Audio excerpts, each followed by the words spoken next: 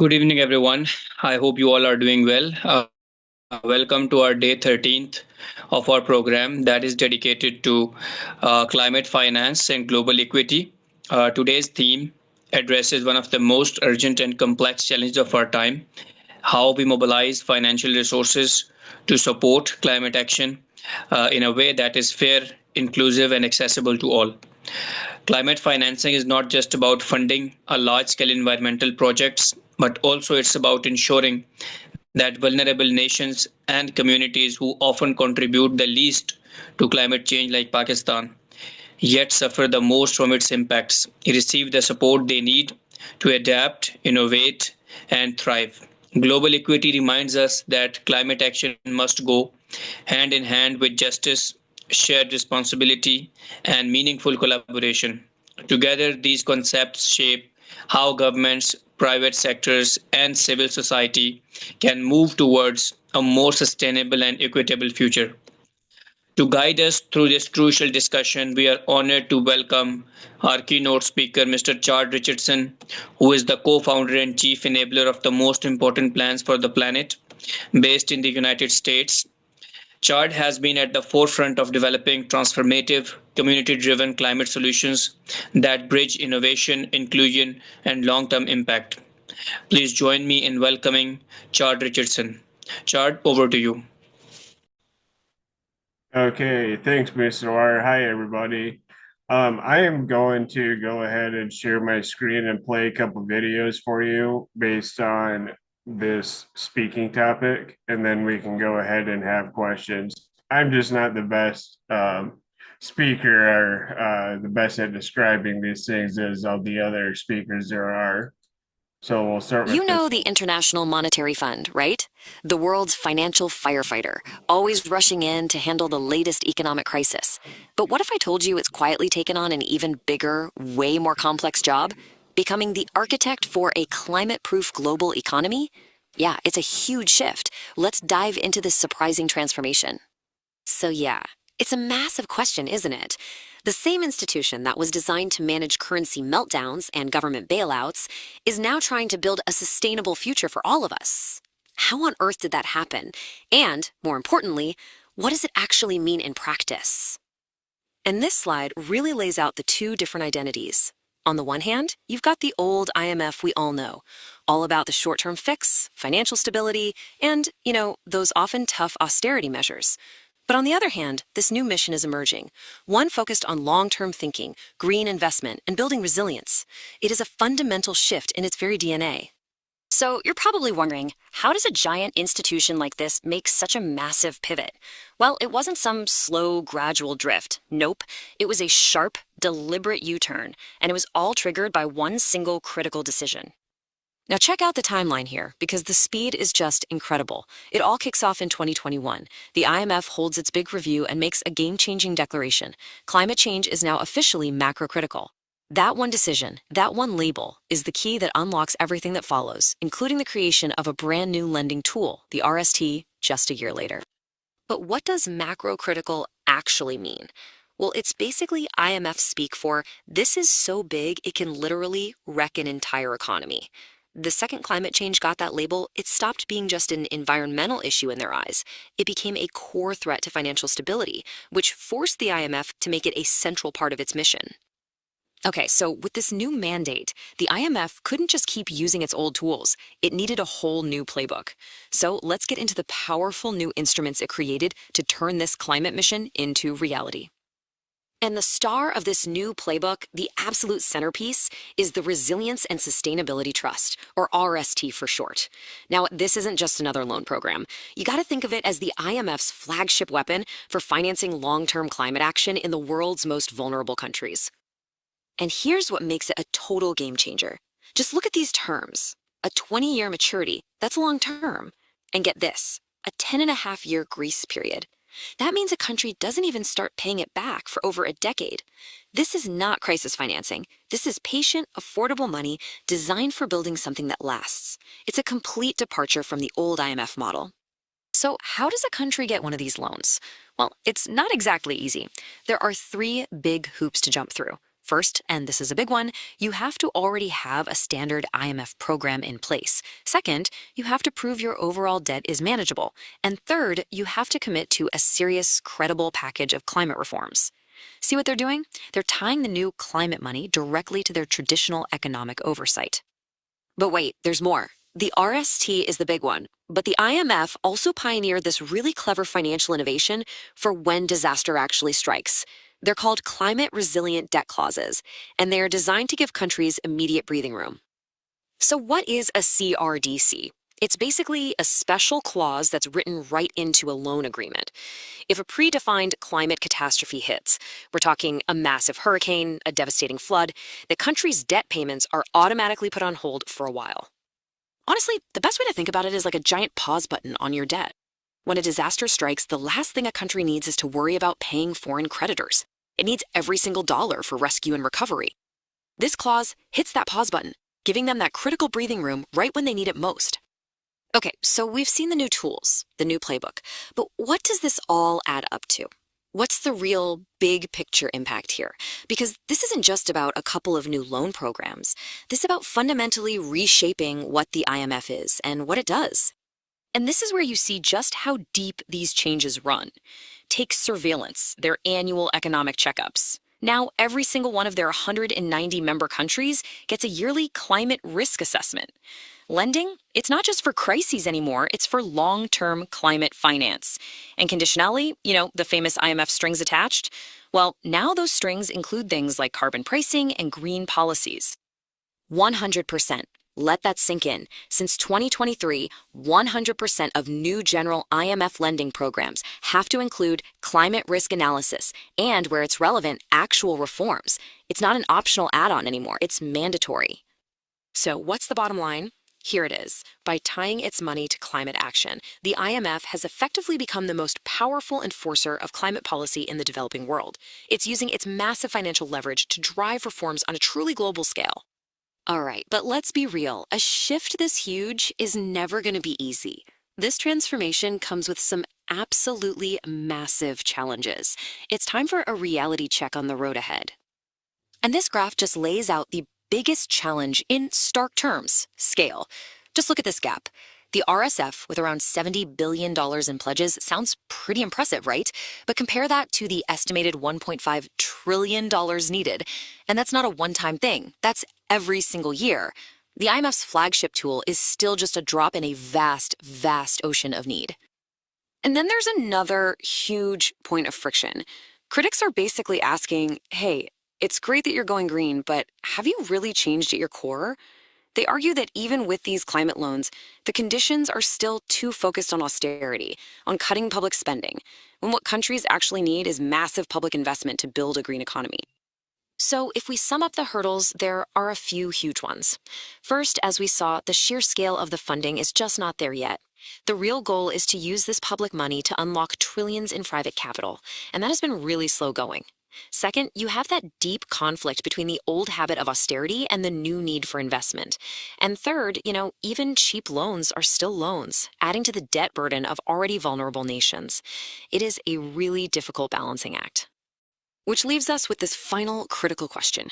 The IMF has remade itself into a climate architect, and it's wielding some powerful new tools.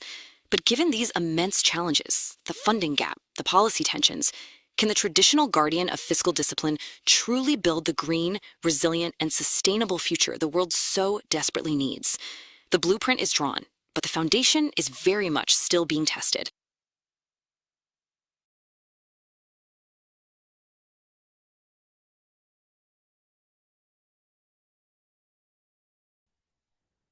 Okay, that was one video. We sort of do you want to take questions after that one, or I have one more video to play too? I think you can play that video and then we will be taking questions after that. Sure. Okay, I'll play one more video, but you can see there how the IMF, they've gone from more of a country that really just bails out countries to an entity that's getting more into the climate finance. So I'm going to play one more video, and this one is on the World Bank.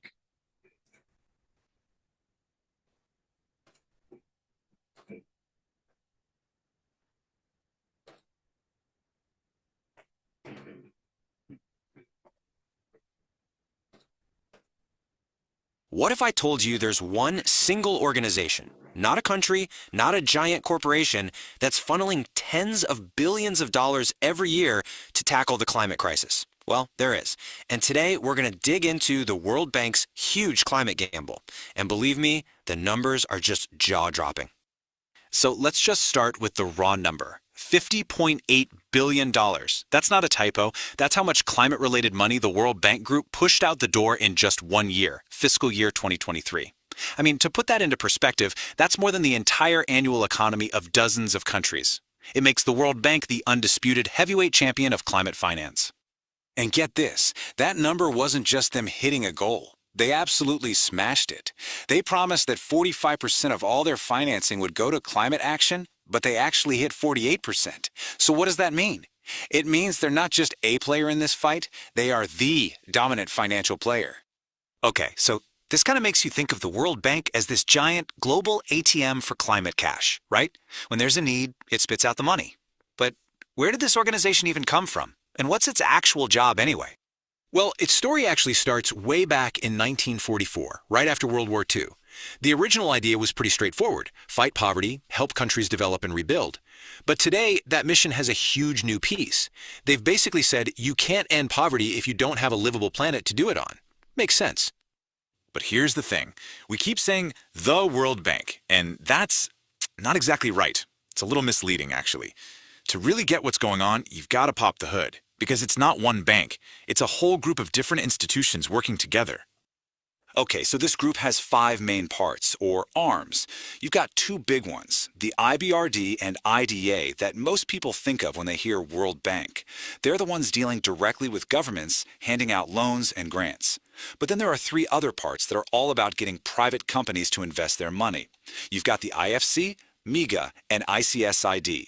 Each one has a very specific job in this whole climate finance machine. So you've got all this cash, all these different parts. How does the money actually get from the bank's vaults to, say, a solar panel project on the ground? Well, you can think of it as having 2 main pipes for public money. And this right here is maybe the most important thing to understand about how this all works. The IBRD, it goes out and borrows money on the global markets to give loans at market rates to middle-income countries. But the IDA is totally different. It's funded by donations from richer countries, and it gives out grants or zero-interest loans to the world's 75 poorest nations. And this split, who gets a loan versus who gets a free grant, that's where the big debate really heats up. Which leads us to the big, thorny question at the center of it all. Is all this financial help from the World Bank a lifeline for countries in trouble? Or could it actually be an anchor dragging them down? I heard a great analogy for this. Imagine a country gets absolutely slammed by a massive hurricane, a direct result of climate change. The World Bank shows up and offers an umbrella to help, but then they hand you a bill for it with interest? You see the problem? It helps in the short term, but it might just be making the long-term problem worse. And that really is the main complaint you hear from a lot of people. They're screaming, hey, more grants, less loans. Now, to be fair, about 46% of the money going to the poorest countries is on pretty generous terms. But the critics' point is, why add any new debt to a country that's already drowning, sometimes literally, and almost always financially? Okay, so the whole loan versus grant thing is a huge deal. But it's not the only issue. If we really want to understand why the bank does what it does, we have to talk about power. Who's actually calling the shots over there? So, how does the voting work? It's not democratic like one country, one vote. Nope. It's all about who puts in the most money. And that means the United States has by far the biggest say, around 16% of the total vote. For years, critics have argued that this means the bank's policies often look a whole lot like U.S. economic priorities, whether that's good for the developing world or not. And that power imbalance can really shape where the money ends up. Just take a look at this. The countries that are the most vulnerable to climate change, the ones that are on the front lines and need help the most, they only get about 30% of the World Bank Group's total financing. It just doesn't seem to add up, right? And critics say this is proof that the priorities are just off. So let's just quickly recap the main criticisms we've talked about. You've got one country, the US, with a huge amount of influence, which has led to promoting certain economic policies. You've got these major worries about piling more and more debt onto already struggling nations, and you've got a situation where the money might not be flowing to the places that are in the most danger. It's a lot. And all of this brings us right back to that first number we saw at the very beginning. It brings us to the big $50 billion question at the heart of this whole thing. $50.8 billion. It's an almost unimaginable amount of money. It's an incredibly powerful tool for change. And the stakes here, for the future of our planet and for millions of people in the developing world, they just could not be higher. So, as the World Bank keeps ramping up its climate spending, this is the monumental challenge it faces. The question isn't really if it can finance the green transition. It clearly can. The real question is how. Can it use its immense resources in a way that truly lifts nations up? Or will the very weight of its help, structured as debt, end up pulling them under? That is the real $50 billion question.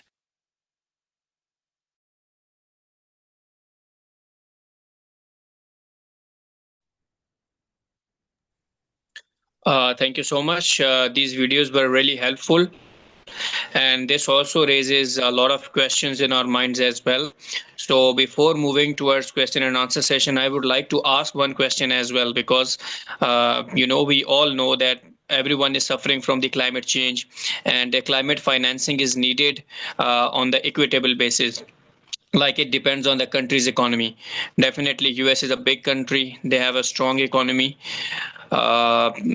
Same goes for China, Europe, European countries as well, EU as a whole, but France, Germany, and Canada. So they are rich countries. So, I mean, how this financing will be managed, and how the countries, because we are affected most from the climate change. Now currently we are seeing the situation in South Asia, that Sri Lanka, we are seeing some flooding kind of situation there, and also in other parts of the world, in Africa as well, and in sometimes in these, you can say, the South American countries as well. They are facing a lot of challenges because of the climate change. So, how this climate financing will be distributed? My question would be, like, how can we make climate funding more accessible to local communities, because they are suffering more.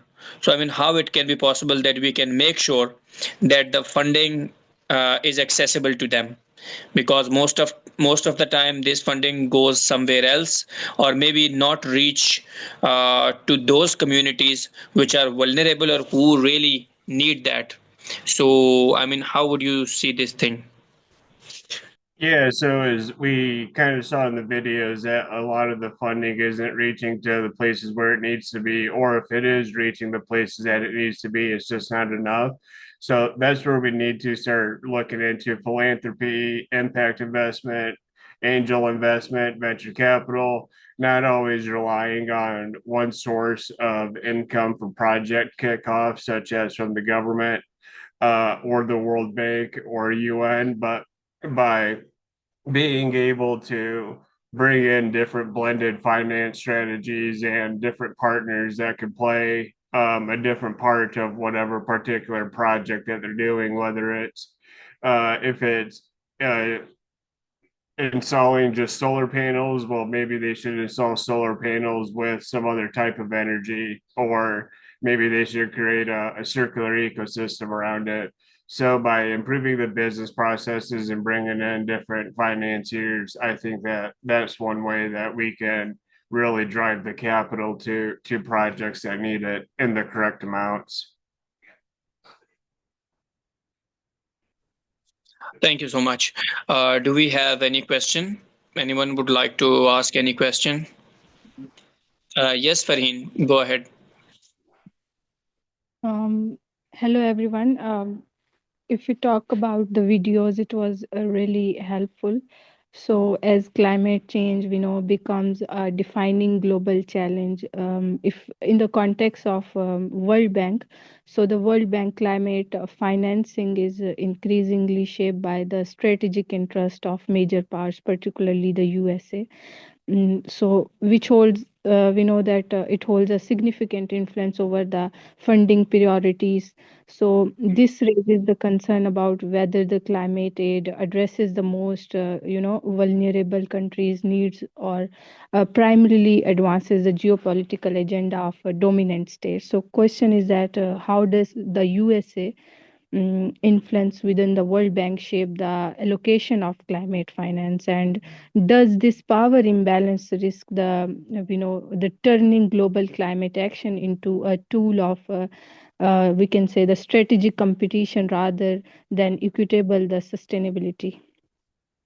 So, thank you. Yes, that's a great question. I'm not sure how they determine where it goes, but I do know that they put in a certain amount of allocation and then they determine what it goes to, but where it goes to, I'm not sure. I think that that's up to the World Bank.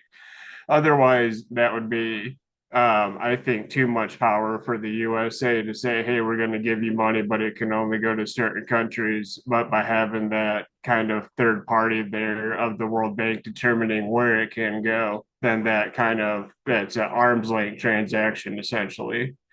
Did that answer your question, Farine?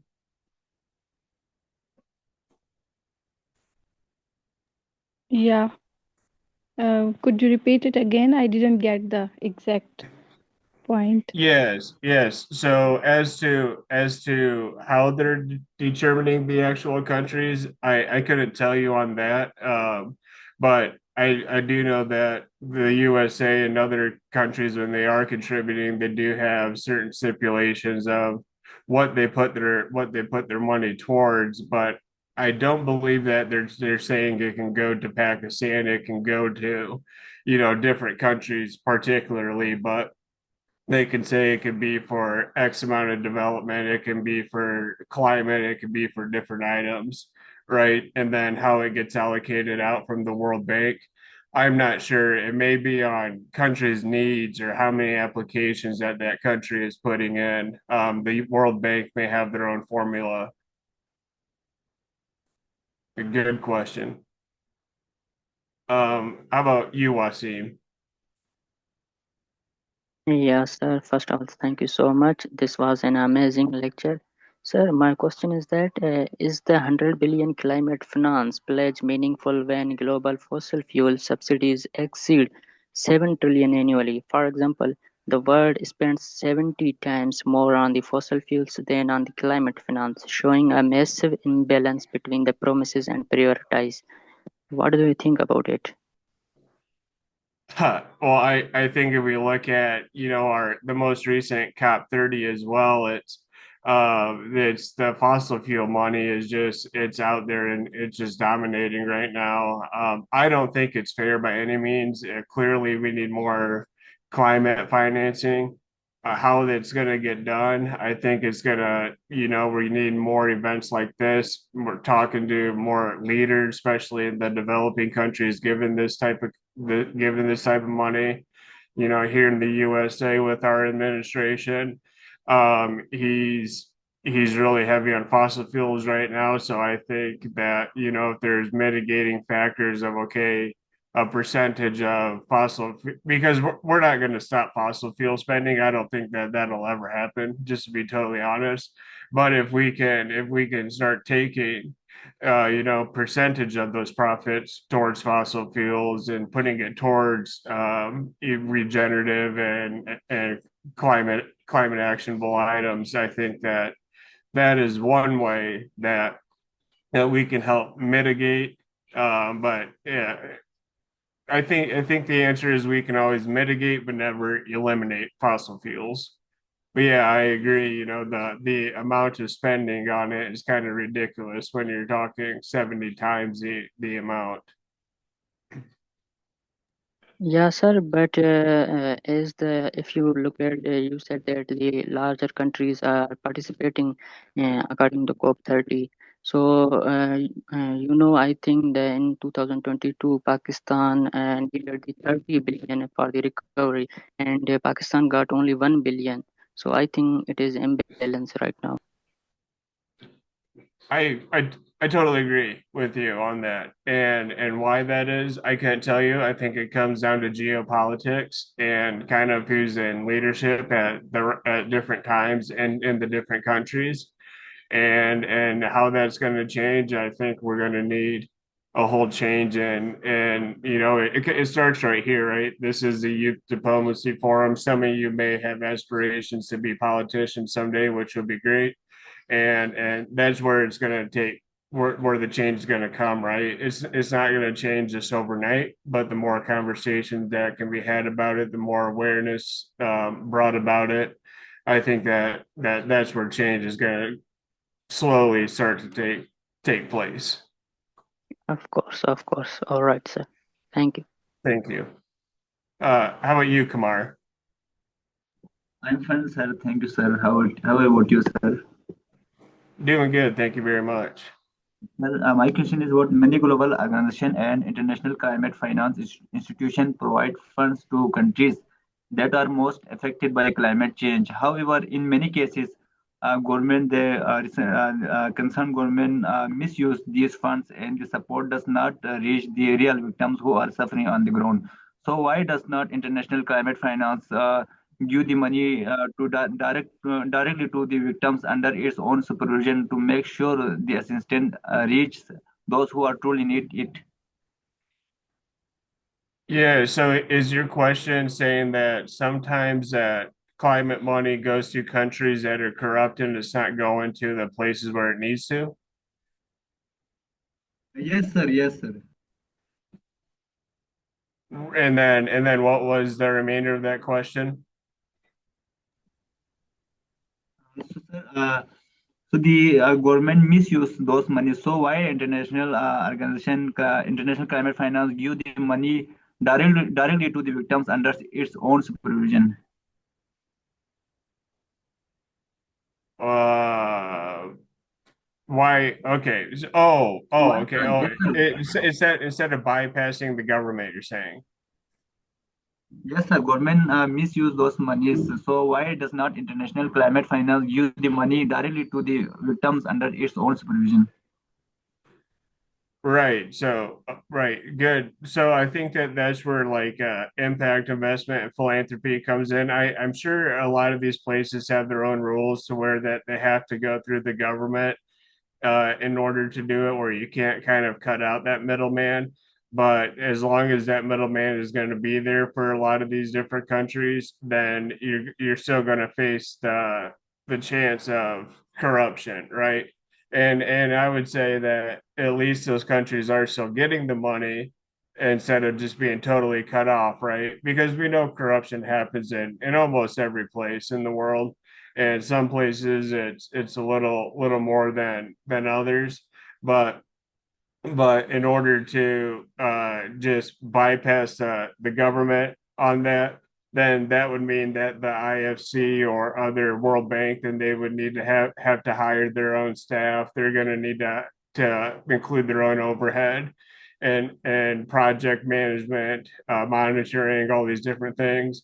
But when they're able to go and give the money to the government, then the government can kind of, be the MRV person on it, then the funding agency, they don't need to hire the people that they need to monitor it.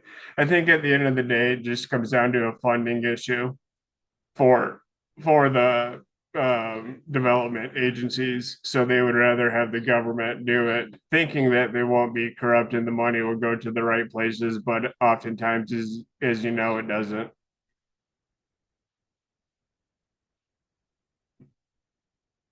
Thank you, sir. I got it. Hassan? Yes, sir. Thank you for it. Sir, I have one doubt I want to confirm on your side. That you show us here, sir, the $50.8 billion. That's a huge amount.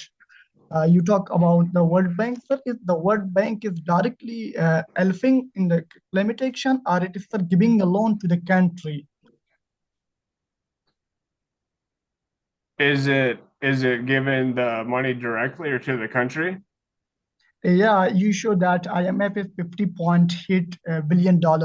I am asking, sir, IMF that the World Bank, sorry for it, the World Bank helping direct climate action or giving loan to the country to reduce the climate action? Yes, in that amount. Is this amount is sir correct, or it is just showing its influence on the world? Is it correct, or is it just showing the influence? That was the amount of climate financing that it gave. Okay, to me it is correct, yeah? Yes. Okay, thank you for it, sir. Thank you.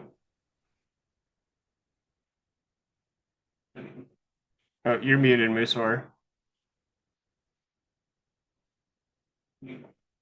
Yeah, so I think his question was like directed to you, like, the money that is given to the countries, either it is in the form of loans, or is there any other like direct involvement of World Bank, like how World Bank give like climate financing? Are they giving loan to the countries, or is there any other way? I think this is what he wanted to ask. Oh, right, right. Yeah, no, they do give development grants as well.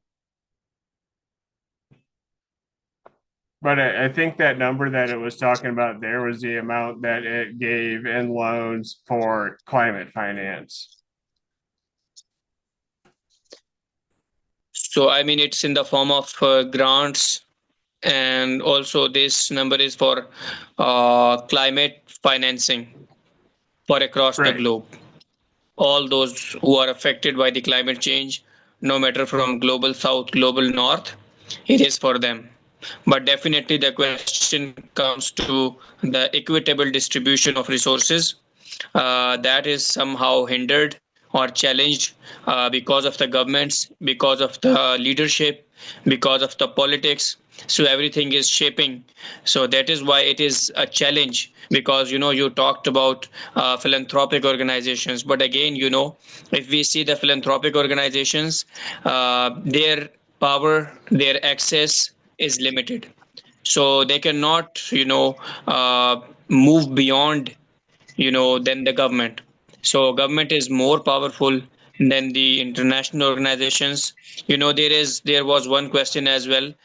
One of the participant asked that why is it possible that there should be an international organization who can oversee all the activities of funding and everything, and government should not be a party to it? This cannot be possible, unfortunately. No matter how strong or a weak government or a country is, it is always a party to that. No matter if World Bank is giving some amount, or if there is any other international platform or international body, government will be there, and they will be overseeing and monitoring everything. They will be distributing the payments, financing, depending on the needs. So I think this is definitely a challenge, and again, nothing is binding on the states, independent. Their national interests come first, and then comes any other thing. So that's why I can say we cannot overrule the jurisdiction of a state. So that's the point of the question. We can raise some concerns about the working, the mechanism, the distribution, equitable distribution. There can be a lot of concerns which need to be addressed. But again, the point is that how the governments are going to work on it, how the international bodies are coordinating, and how this financing will be distributed among the vulnerable countries. These questions need to be addressed internationally as well, whether at the platform of the United Nations, or there are many other international bodies where this needs to be discussed. So I think that's also very important. Yeah. And I think, yeah, the other important items is to keep the dialogue going and that things don't happen overnight. Things may happen, years to change, but change always does happen. So it's just a matter of how bad do people want it.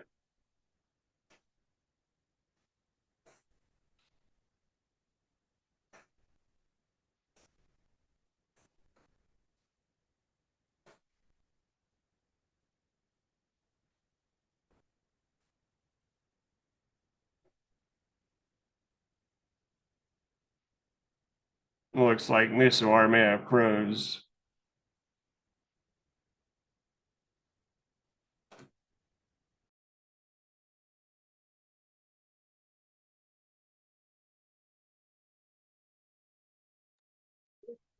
I think the meeting is ended, so you may know. You may go now. All. Okay.